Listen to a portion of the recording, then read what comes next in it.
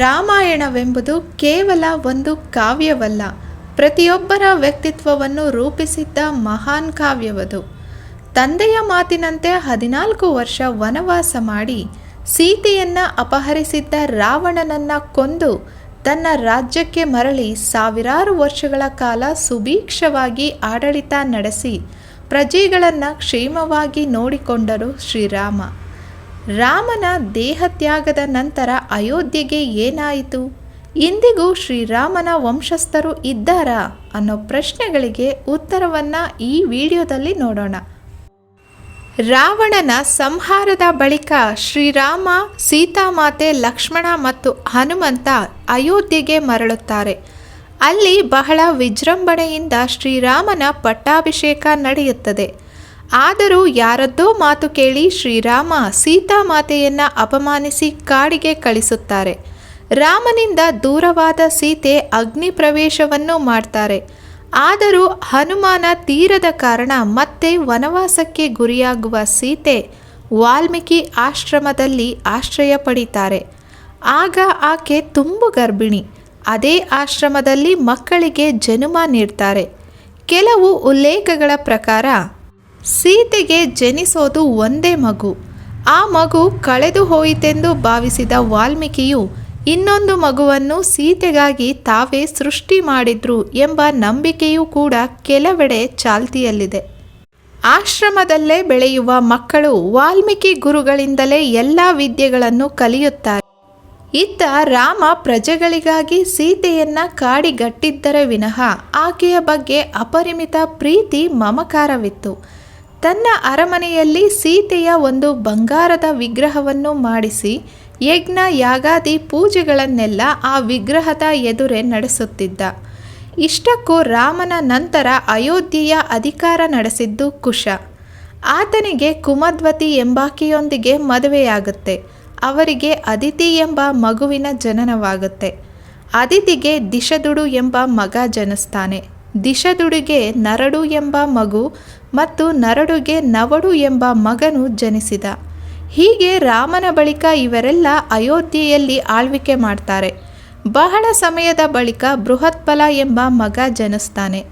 ಈತನನ್ನ ರಾಮನ ಮಗನಾದ ಕುಶನ ನಂತರ ಜನಿಸಿದ 50ನೇ ವಂಶಜ ಎಂದು ಹೇಳಲಾಗುತ್ತೆ. ಬೃಹತ್ಬಲ ರಾಜನು ಮಹಾಭಾರತ ಕಾಲಕ್ಕೆ ಸೇರಿದವನು. ಕುರುಕ್ಷೇತ್ರ ಯುದ್ಧದ ಸಮಯದಲ್ಲಿ ಚಕ್ರವ್ಯೂಹ ಏರ್ಪಟ್ಟಾಗ ಅಭಿಮನ್ಯುವಿನ ವಿರುದ್ಧ ಹೋರಾಡಿದವರಲ್ಲಿ ಈತನು ಒಬ್ಬ ಎಂದು ಮಹಾಭಾರತ ಹೇಳುತ್ತದೆ. ಅಭಿಮನ್ಯುವಿನ ಎದುರು ಸೋಲುವ ಬೃಹತ್ಬಲ ರಾಜ ಹಸುನೀಗುತ್ತಾನೆ. ಇನ್ನು ರಾಮನ ಸೋದರರಾದ ಲಕ್ಷ್ಮಣ, ಭರತ, ಶತ್ರುಘ್ನರಿಗೂ ತಲಾ 2 ಮಕ್ಕಳು ಜನಿಸ್ತಾರೆ. ಭರತನ ಮಕ್ಕಳು ತಕ್ಷ ಮತ್ತು ಪುಷ್ಕಲ. ಲಕ್ಷ್ಮಣನ ಮಕ್ಕಳ ಹೆಸರು ಅಂಗದ, ಚಂದ್ರಕೇತು ಮತ್ತು ಶತ್ರುಘ್ನನ ಮಕ್ಕಳ ಹೆಸರು ಸುಬಾಹು ಮತ್ತು ಶತ್ರುಘಟಿ. ಮಥುರಾ ನಗರವನ್ನು ಈ ಹಿಂದೆ ಶೂರಸೇನಾ ನಗರವೆಂದು ಕರೆಯುತ್ತಿದ್ದರು. ಕಾಳಿದಾಸ ಮಹಾಕವಿ ರಚಿಸಿದ ರಘುವಂಶ ಕೃತಿಯಲ್ಲಿ ರಾಮನು ತನ್ನ ಮಗನಾದ ಲವನಿಗೆ ಶ್ರವಾಸ್ತಿ ಎಂಬ ರಾಜ್ಯವನ್ನು ಮತ್ತು ಕುಶನಿಗೆ ಕುಶಾವತಿ ಎಂಬ ರಾಜ್ಯವನ್ನು ನೀಡಿದ್ದರೆಂಬ ವಿವರ ಇದೆ. ಶ್ರವಾಸ್ತಿ ಎಂದರೆ ಉತ್ತರ ಭಾರತದ ಭೂಭಾಗ, ಕುಶಾವತಿ ಎಂದರೆ ದಕ್ಷಿಣ ಭಾರತದ ಭೂಭಾಗ. ಕುಶನು ಅಲ್ಲಿಗೆ ಹೋಗುವಾಗಲೆಲ್ಲ ವಿಂಧ್ಯ ಪರ್ವತವನ್ನು ತಾನು ದಾಟಿಕೊಂಡೇ ಹೋಗುತ್ತಿದ್ದ ಎಂಬ ವಿವರ ರಘುವಂಶ ಎಂಬ ಕೃತಿಯಲ್ಲಿದೆ. ಕುಶನ ರಾಜ್ಯವು ದಕ್ಷಿಣ ಕೋಸಲ ಎಂದು ತಿಳಿದು ಬರುತ್ತೆ. ಇವರ ರಾಜಧಾನಿಯಾದ ಕುಶಾವತಿ ಈಗ ಬಿಲಾಸ್ಪುರ್ ಎಂಬ ಹೆಸರಿನಿಂದ ಕರೆಸಿಕೊಳ್ಳುತ್ತಿದೆ. ಶ್ರೀರಾಮನ ತಾಯಿಯಾದ ಕೌಸಲ್ಯೆಯ ಜನ್ಮಸ್ಥಳವು ಕೋಸಲ ರಾಜ್ಯವೆಂದು ಹೇಳಲಾಗುತ್ತೆ. ಇತ್ತ ಲವನು ಲವಪುರಿ ಎಂಬ ನಗರವನ್ನು ನಿರ್ಮಿಸಿದ್ದ. ಈಗ ಅದು ಲೋಹಪುರಿ ಎಂಬ ಹೆಸರಿನಿಂದ ಪ್ರಸಿದ್ಧಿ ಪಡೆದಿದೆ. ಅದೇ ಈಗ ಪಾಕಿಸ್ತಾನದ ಲಾಹೋರ್ ಎಂದು ಹೇಳುತ್ತಾರೆ. ಇಲ್ಲಿರುವ ಅರಮನೆಯಲ್ಲಿ ಲವನಿಗಾಗಿಯೇ ಒಂದು ದೇವಾಲಯವಿದೆ. ಇಲ್ಲಿಂದ ಅವರು ಗುಜರಾತ್ಗೆ ಹೋಗಿ ಮೇವಾರ್ನಲ್ಲಿ ನೆಲೆಸುತ್ತಾರೆ. ಮೇವಾರ್ನ ಸಿಸೋಡಿಯ ವಂಶಸ್ಥರು ಮೂಲವಾಗಿ ಇವರೇ ಎಂದು ಹೇಳಲಾಗುತ್ತೆ. ಲವನ ನಂತರ ಬಂದವನೇ ರಾಘವ ರಾಜಪುತ್ರ ಎಂದು ಹೇಳುತ್ತಾರೆ. ಬಡಗುಂಜ ಸಿಕ್ವಲ್ ಪ್ರಮುಖರು ಸಿಸೋಡಿಯಾ ಸಮುದಾಯದವರು. ಏಷಿಯಲ್ ಹಾಗೂ ಗೆಹಲಾಟ ಪ್ರಮುಖರು. ಇನ್ನು ಕುಶನು ಆಳಿದ ಕುಶಾವತಿಯ ರಾಜ್ಯವಂಶಿಕರು ಛತ್ತೀಸ್ಗಢನ ಬಿಲಾಸ್ಪುರ್ಗೆ ಸೇರಿದವರು ಎಂಬ ನಂಬಿಕೆ ಇದೆ. ಇವರ ಸಾಮ್ರಾಜ್ಯ ಭಾರತದ ಈಶಾನ್ಯ ಭಾಗಕ್ಕೆ ವಿಸ್ತರಿಸಿತ್ತು. ವಿಯೆಟ್ನಾಂ, ಥಾಯ್ಲೆಂಡ್ಗೆ ಸೇರಿದವರು ಕುಶನ ವಂಶಸ್ಥರು ಎಂದು ಹೇಳಲಾಗುತ್ತೆ. ಅವರ ವಿಶೇಷ ಉತ್ಸವಗಳ ಸಮಯದಲ್ಲಿ ತಾಯ್ನ ರಾಜರಿಗೆ ಈಗಲೂ ಸಹ ರಾಮ ಎಂದು ಕರೆಯುತ್ತಾರೆ.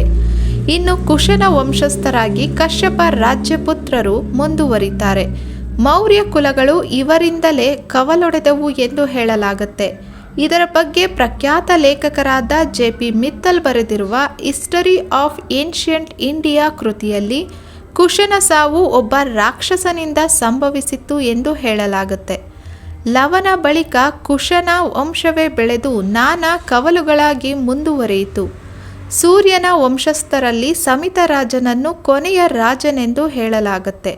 ಈ ಸಮಿತ ರಾಜನು ನಂದರ ಅರಸನಾದ ಮಹಾತ್ ಪದ್ಮನಿಗೆ ಸೋತು ತನ್ನ ಸಾಮ್ರಾಜ್ಯವನ್ನೆಲ್ಲ ನಂದರಿಗೆ ಒಪ್ಪಿಸಿ ಬಿಟ್ಟು ಹೋದ ಎಂಬ ಉಲ್ಲೇಖಗಳಿವೆ.